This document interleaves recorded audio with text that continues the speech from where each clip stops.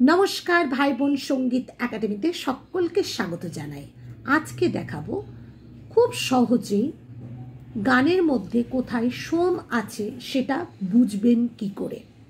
অর্থাৎ দেখুন, এই যে তুমি কেমন করে গান করো হে গুণী, তুমি কেমন করে গান করো হে গুণী, এতটা দেখলাম।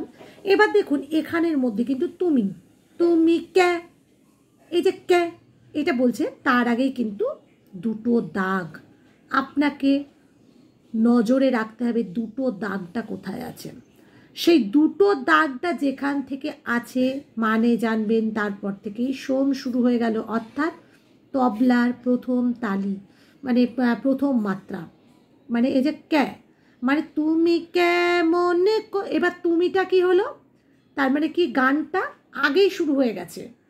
কিন্তু তার মানে কি, তাহলে এটা কিন্তু কি হলো যে আগেই যখন শুরু হয়ে গেল গানটা, তাহলে এটা যে কাহার বা তালে আছে, তাহলে ধাগে নাতি নাকো তিন না, এখান থেকে তিন না থেকে হচ্ছে। অর্থাৎ মানে হচ্ছে আপনার ধাগে নাতি 1 2 3 4 5 6 6 মাত্রা পর্যন্ত তবলাতে বাজলো।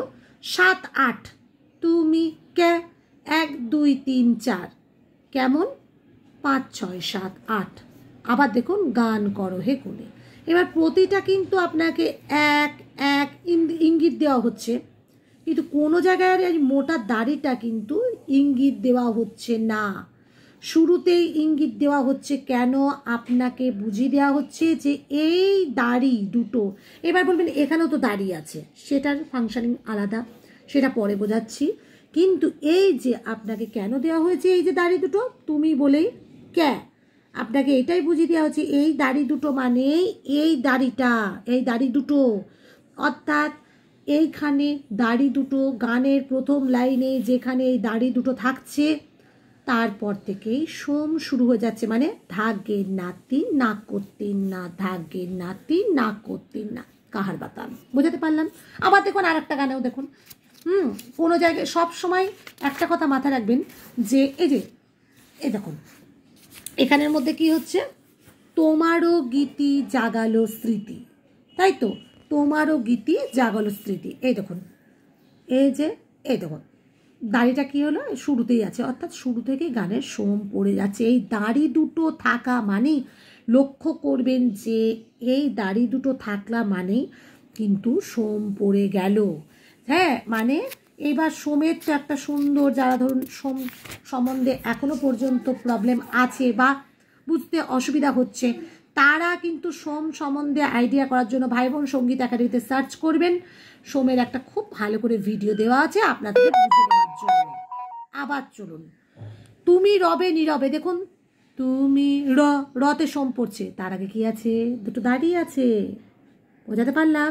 এই যে তুমি তুমি রবে নীরবে, তুমি এই যে রতে সোম পড়ছে, অর্থাৎ কি হলো, এই দুটো দাড়ি। তার মানে আপনার দাড়ি দুটো যখনই আপনি দেখছেন যে এই দুটো দাড়ি আছে মানেই সেখান থেকে সোম শুরু হয়ে যাবে, তার আগে একটা সিগন্যাল দেওয়া হচ্ছে। আবার দেখুন, যখন পড়বে না মোর পায়ের চিহ্ন এই বাটে, এই যে যখন পোতে সোম পড়ছে, তার আগে কি হচ্ছে, দুটো দাড়ি। আমি কিন্তু আবার এটাও পোস্ট করব যে একটা স্বরলিপি দেখে কি করে বুঝবেন যে এটা কোন তালের উপরে আছে। কারণ এখানে দেখবেন সাধারণত স্বরবিতানের মধ্যে কিন্তু কোনো রকম তাল লেখা থাকে না, তাহলে কি হবে, আপনাকে টিচার নির্ভর হতে হচ্ছে। এবার আপনি যদি এইটাই সহজে বুঝে নিতে পারেন যে একটা স্বরলিপি দেখেই কোন তালের উপরে আছে, তাহলে তো আরও সহজ হয়ে গেল। সেটার জন্য একটা বিস্তারিত ভিডিও আমি পরের দিন আপলোড করব। আজকে এটা আপলোড করছি, এটা দেখুন। এই দেখুন, যখন পড়বে এই যে পোতে করার আগেই কিন্তু আপনাকে সিগন্যাল দিয়ে দিল দুটো দাড়ি। বোঝাতে পারলাম?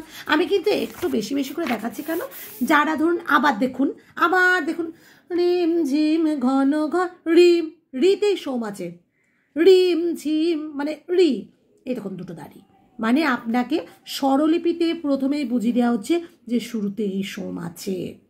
এইবার বলবেন সোম খুঁজবো কি করে, সেটা নিয়ে একটা ভিডিও আমি আপলোড দেব। কারণ ব্যাপারটা হচ্ছে একটা দিয়েছিলাম, যদিও সেটা যদি না খুঁজে পান তার জন্য মানে আমি চাইছি যে আবার কিছু পুরনো ভিডিওগুলোকেই আবার যাতে আপলোড দেওয়া যায় বা নতুন করে বানিয়ে, তাতে আপনাদের সুবিধে হবে আর কি। আচ্ছা চলুন এইবার, কারণ দিনে দিনে এবার কিন্তু পরিবারের সদস্য বাড়ছে, হ্যাঁ, আপনাদের জন্যই কিন্তু আজকে 1000 সাবস্ক্রাইব হয়েছে, ছাড়িয়েছে চ্যানেলটা, 1000 ছাড়িয়ে যাচ্ছে। তো ব্যাপারটা হচ্ছে এরপরে আশা রাখবো লক্ষাধিক হবে, সেটা আপনাদেরই চ্যানেল ভাই বোন সঙ্গীত একাডেমি। সকলে কি বলবো, মানে যদি কমেন্ট করেন এবং লাইকটা বড় কথা নয়, কমেন্টটা করুন, আরও কী ভিডিও পেতে নিশ্চয় চেষ্টা করব আপলোড দেওয়ার।